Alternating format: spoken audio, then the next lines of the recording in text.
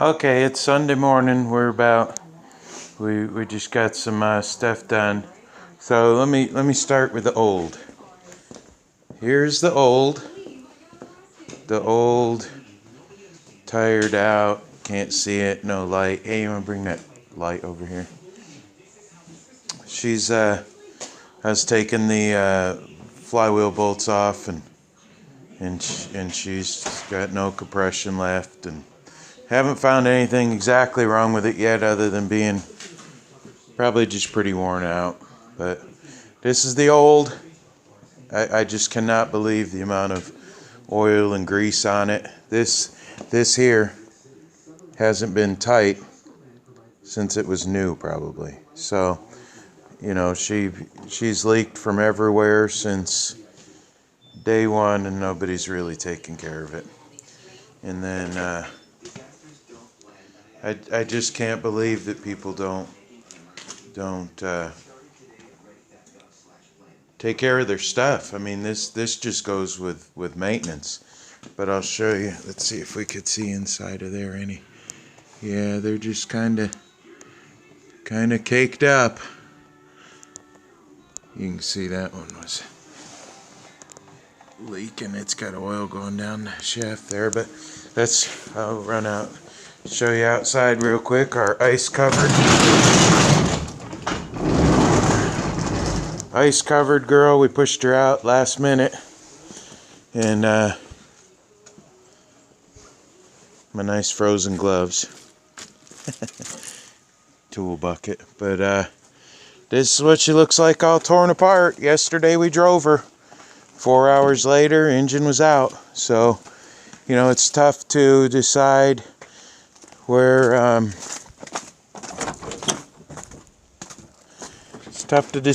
you want to stop on projects, because oh no, I left the key on. Battery's probably gonna go dead.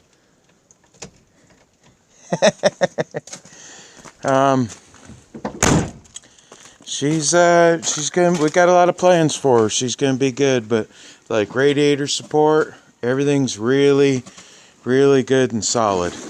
So we're gonna plan on we're going to clean everything up real good. Not really sure what I'm gonna do as far as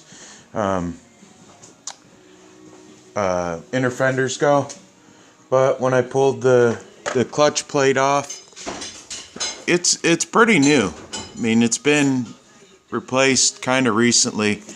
You know, we're trying to stay on a budget build, but yet do it right. So it gets to be kind of complicated as to where you put a stopping point. This motor, when I bought it in a car, had 0 miles on it on the rebuild. Never been started since the rebuild. But it had a double roller gear-to-gear timing chain on it. And I have one in my Minion, in my 454, and I really don't like it all that much. I get so many mixed feelings about if they're good or bad, but you know, just the thoughts that if they go, they take the whole motor with it. That's something I'm not really interested in. But so when I pulled the timing chain cover, I said I got to pull the oil pan too. So I pulled the oil pan first, just so that we could check that and verify that everything is brand new from the old owner.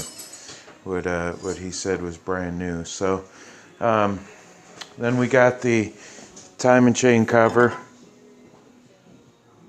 You can tell it was sitting for a long time before we sitting for a while. So, and then this is the oil pan. Oh, it looks nice aluminum finned oil pan. And I got my buffer, which happens to be right there.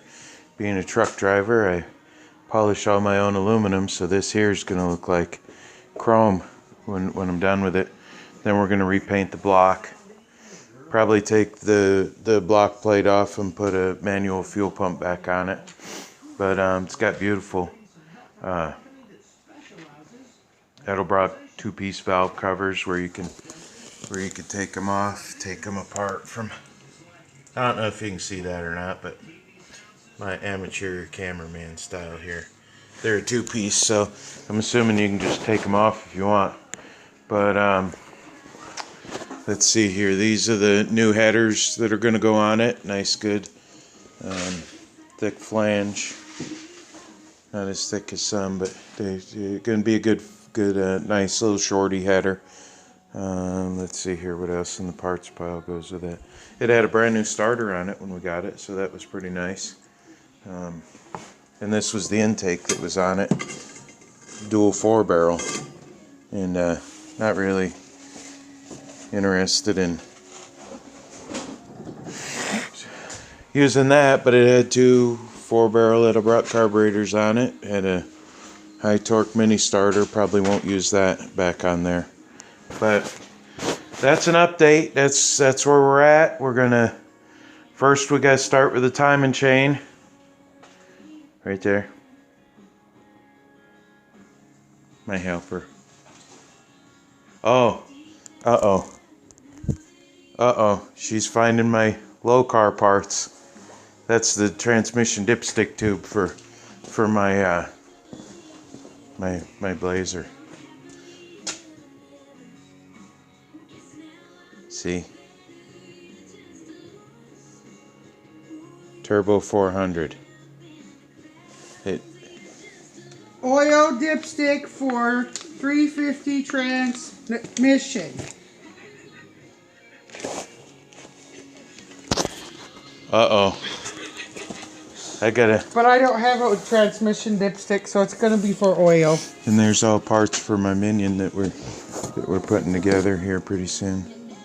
That's another bucket you can use to put stuff in. See? All right. So I gotta hide my parts because she's gonna take my low car dipstick. It doesn't work for oil. But it don't work for oil. So, well, anyway, that's it. I just wanted to give a update on the motor. We got to pull the flex plate off, and so we'll probably start with this week. I'm going to buy a timing chain for it that goes right there, and then I'm going to put the timing chain cover on it,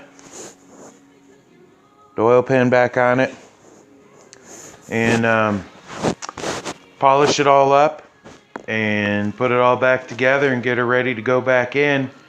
Not sure if we're going to put the headers on and then drop it in. Probably, I don't know. It's a lot easier to do when it's out of the vehicle, so we might put them on then.